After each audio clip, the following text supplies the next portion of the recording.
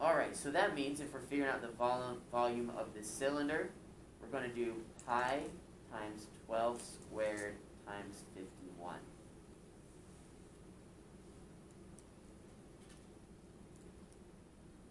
And when I did that, I got 23,071 cubic feet. That's a lot of space in there, right? They need food. They're going to ship all that food out to different people. That's how we get our food. So anyway, that would be just for the cylinder. Now what we need to do is get the info for the cone. Alright, so David, looking on your formula sheet, what's the formula for volume of a cone?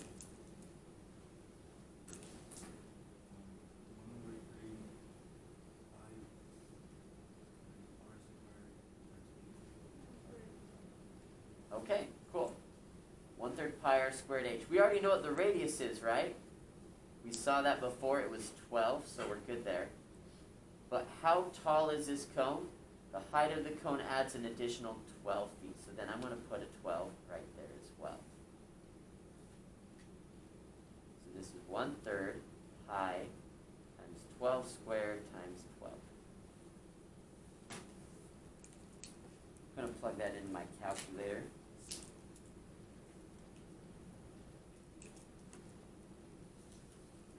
And when I did, I got 1,809.6 cubic feet. Is that what you guys got too for those who are plugging in? Awesome. Okay, so now this is the volume of the cone. This is the volume of the cylinder. So if I want to get the total volume, what am I going to do? There you go. Let's just add those together. 23,071 plus 1,809.6, and I got 24880, and that's cubic feet.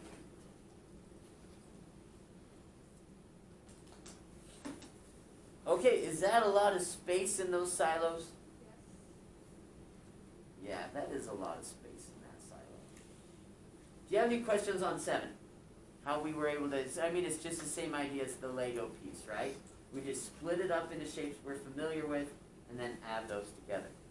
Now, let's go to 8. This is just going to make it, tie it into some other stuff that we've been doing. Instead of representing it in terms of feet cubed, we want to represent it in terms of bushels. Well, we're told a bushel, have you ever heard that word before? I want a bushel of grain. So 1.244 cubic feet is a bushel. So 1 bushel is equal to 1.24 cubic feet. Well, I'm given 24880.6 cubic feet. And I want to turn that into how many bushels? Well, what I'm going to do, our conversion is just going to be that 1.24. Just divide it by 1.24. So 24880.6 divided by 1.24 gives us 20,065. So this total volume, if someone's saying, well, how many bushels of wheat or how many bushels or whatever could I fit in there? It would be 20,065 bushels. I think there's only one alpha. Okay, that's okay. Not in the English class.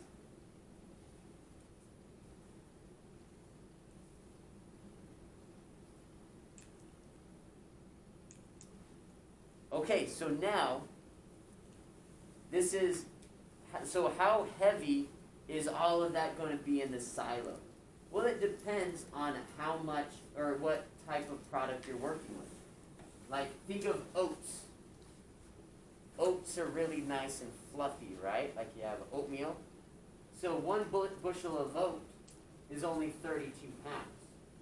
But if you got something more dense like barley, 1 bushel of barley is 48 pounds. But wheat is even more dense. 1 bushel of wheat weighs 60 pounds. So if we want to figure this out, all we're going to do is we know that there's 20,065 bushels. So how much is this going to weigh if 1 bushel is 32 pounds? We're just going to take that 20,065 and times it by 32. And that's going to tell us there's 642,080 pounds of weight on that silo. That's a lot. Now that number is really high, so we're going to convert it into tons. You guys have heard of tons before, right? How much is a ton? So I'm going to divide that 642,080 by 2,000. And basically, that silo, if I fill it all the way to the top with oats, there's going to be 321 tons of oats in that silo. Okay, I'm going to divide you guys in half. I want you guys to figure out how many tons of barley there is, and you guys do how many tons of wheat. Follow that same process, and let's see if we get the same answer. So barley on the left, or on your left, my whatever. You guys are barley, you guys are wheat.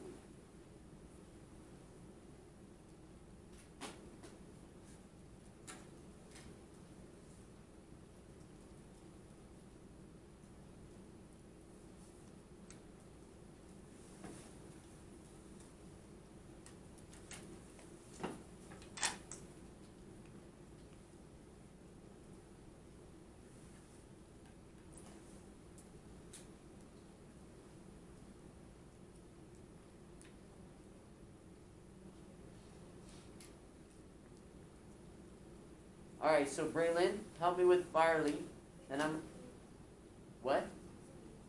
Okay, that's okay. And then I'm going to have Caroline, you're also going to help me with wheat. So instead of timesing by 32, we're going to times by 48. So Braylon, what did you get when you times that 20,065 by 48?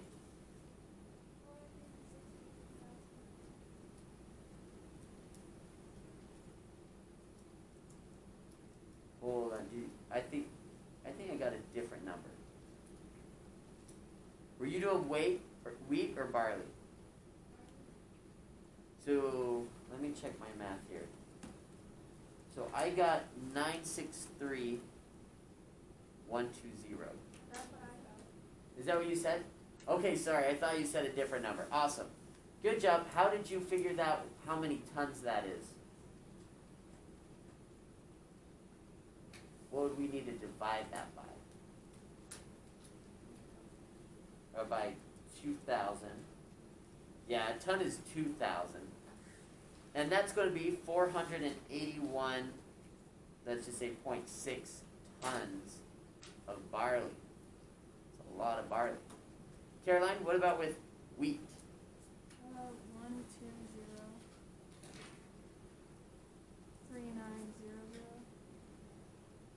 All right, that's what you got when you plugged it in. So over 1 million pounds there. Is that what you guys agree with? Divided by 2,000, right? What do you get for how many tons that is?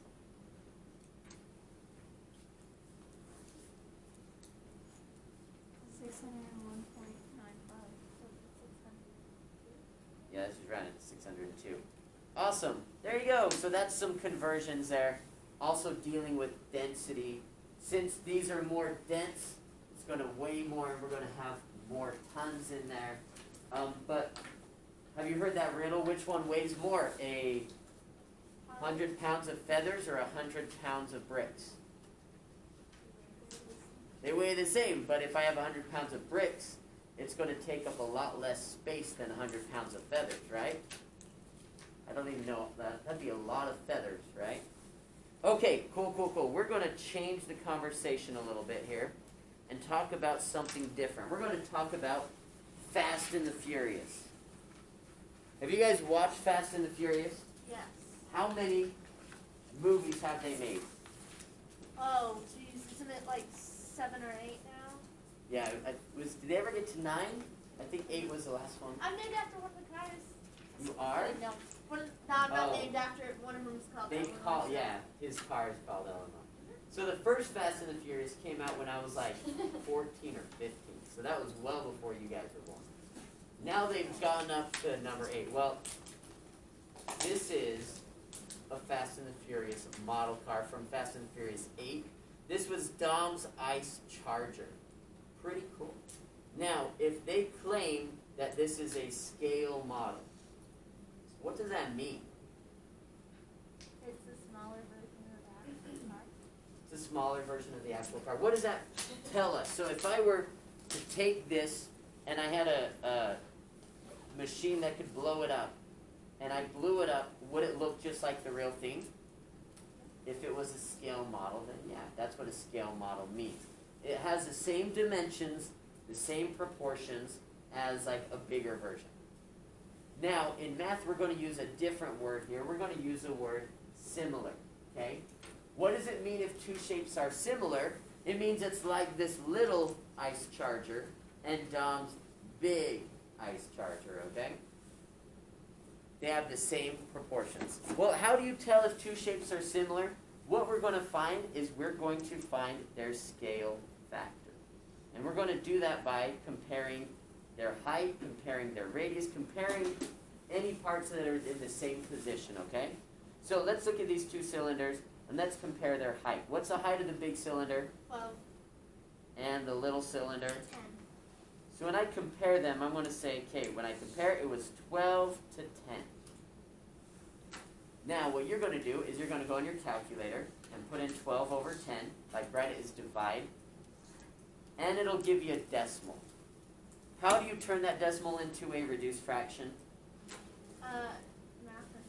Yep, and what does that give you? 6/5, which I'm going to write like that, 6 to 5. Now, I'm going to then compare their radius. The radius here was 6 and the radius there was 5. Can I reduce 6/5? No. Now notice that they both, when I compared the heights and I compared the radius, it gave me the same thing, which was 6 to 5. I could have also written it like this, 6 over 5. And you could also write it backwards and say it was 5 to 6. It really just depends on which way you're going.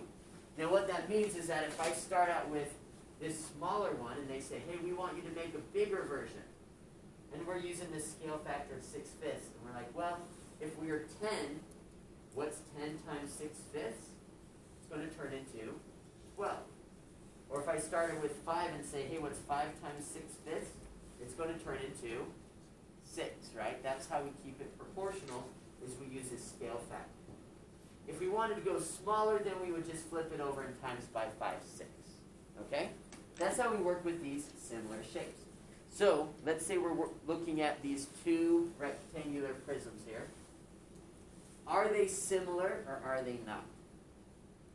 How could we find out? Compare scale factor.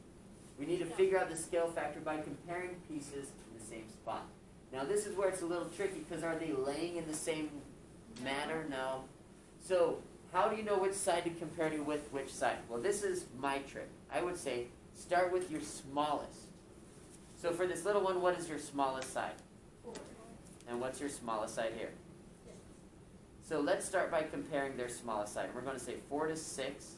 Do you know what 4 to 6 reduces to? 2/3. So that reduces to 2 to 3. Well, after we do the smallest, let's go to the middle one. For the littler one, it's 6, and for the bigger one, it's 9. What is 6 to 9 reduced to? 2. Yeah, if I divide them all by 3, that's 2/3. Is it looking good so far? So far, so good. So then, the last piece here is going to be 8 to 12. What is 8 to 12 reduced to? 2/3. Hey, there we go. So that's what scale factor is. And we like scale factor because you might see a problem like this, where what if they didn't tell you that this side was 6? What if this side was a question mark?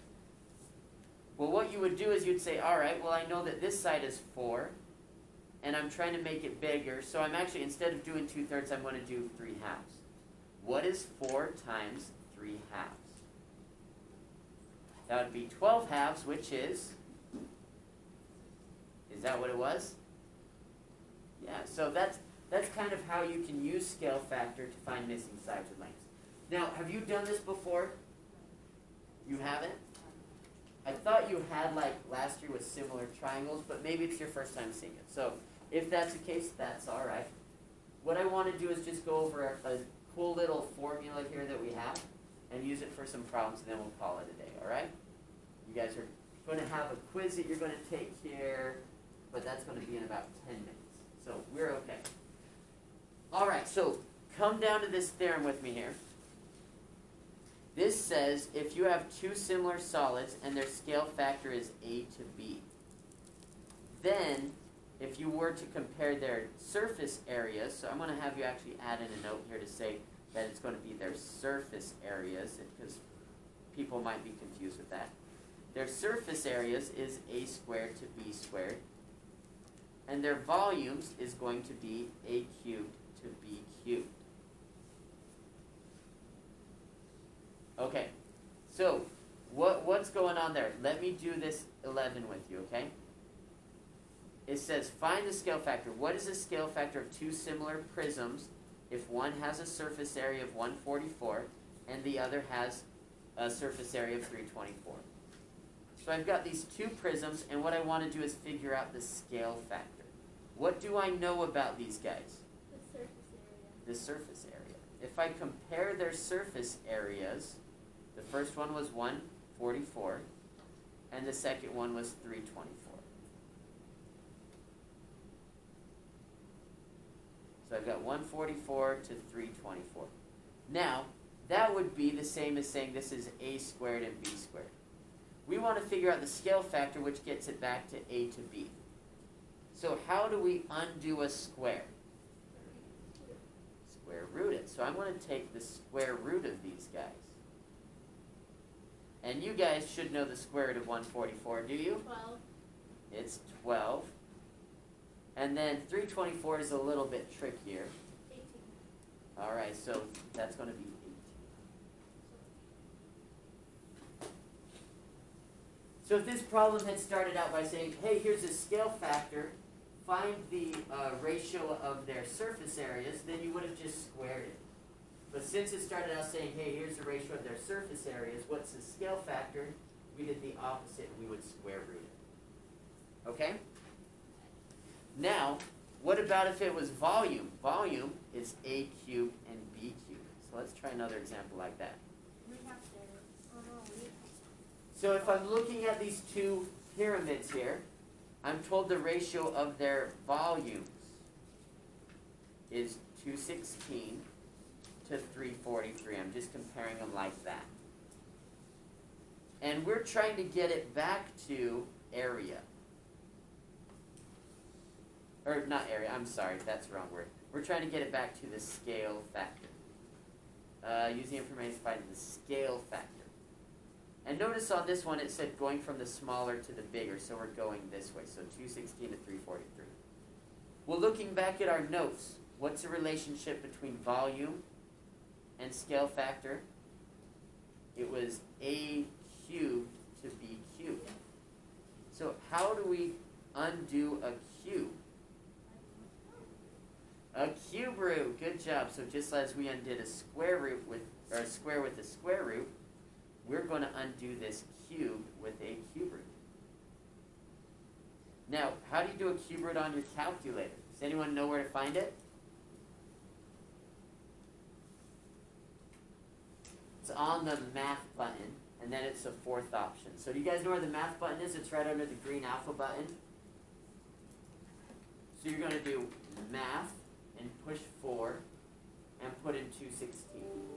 And that will take the cube root of 216. That says what number times is by itself 3 times to give you 216. And what does that give you? 6. Awesome.